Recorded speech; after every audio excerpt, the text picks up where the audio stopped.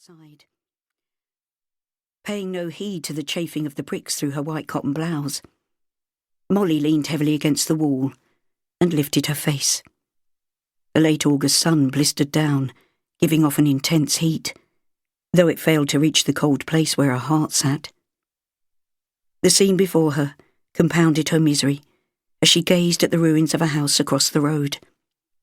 Her ears still zinged with the high-pitched noise caused by the explosion, and her body trembled with the shock of the reality of the first air raid experienced by London. Almost a week had passed since that day, 24th of August, 1940, when one of the many sirens that Londoners had become used to throughout the year had actually meant something. A week during which everyone's nerves had become frayed. Yes, it was thought the bomb that had destroyed the house and other buildings nearby had landed in the wrong place. But now the news was full of more to come, after Churchill's reprisal in bombing Berlin. But no one knew when it might happen. Mr. and Mrs. Hopkins, the tenants of the bombed-out house, had ignored the warning siren. Though badly injured, they had escaped with their lives. Only one wall of the house remained standing, and as if in defiance, the collapsed bedroom floor clung to it. Wedged at an angle against the ground, a double bed spewed from the gap. A wardrobe lay beside it, smashed into shards of wood, its hanging rail still attached, revealing clothes doing a haunting dance in the breeze, as smoke from the smouldering embers curled around them. Molly swallowed the urge to cry as she watched the workers clear the rubble. One of them stood near the corrugated iron air raid shelter that would have saved the couple from injury. He smiled as she looked across at him. Then he heightened her sense of humiliation as he let out a low wolf whistle. The gesture nearly undid her, but she fought the tears that prickled her eyes. Londoners didn't show such emotion on a whim. Never mind being frightened, or being treated as an object and not a person.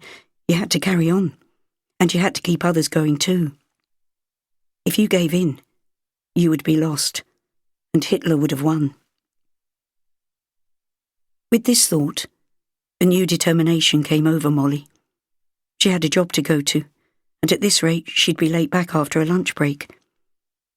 Returning into the house to collect her purse, she became worried by the sound of her dad snoring. He should have his butcher shop open by now. As it was, she knew they were losing business, and things didn't look good. Not wanting to chance going to wake him, as she feared facing her dad's wrath again, Molly slammed the door hard as she left. The action gave her some satisfaction. The noise it made would have scared him out of his slumber. They'd always been the affluent family in Sebastopol Road, in Edmonton. She remembered that her mum had wanted them to move to a better area, but her dad wouldn't have it. He'd said he needed to be amongst his own, as half of his business came to them because their neighbours all knew him as one of them. Cancer had taken her mum. At 10 years old, Molly had watched the ugly, slow deterioration of a beautiful, buxom woman into a skeletal, unrecognisable one. She could still feel the agony of her loss.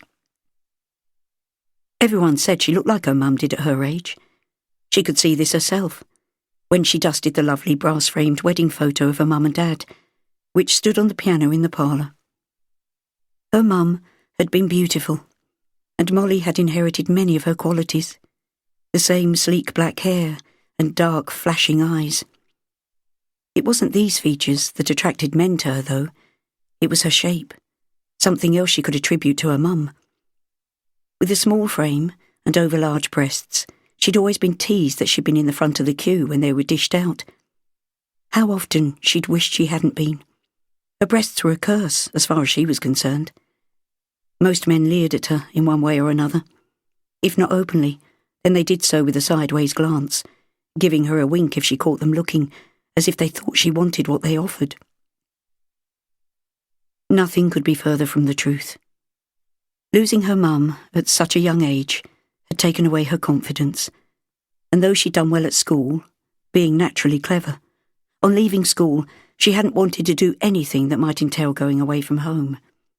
Not that there were many opportunities for girls to do so, although her brains would have got it into college to become a secretary.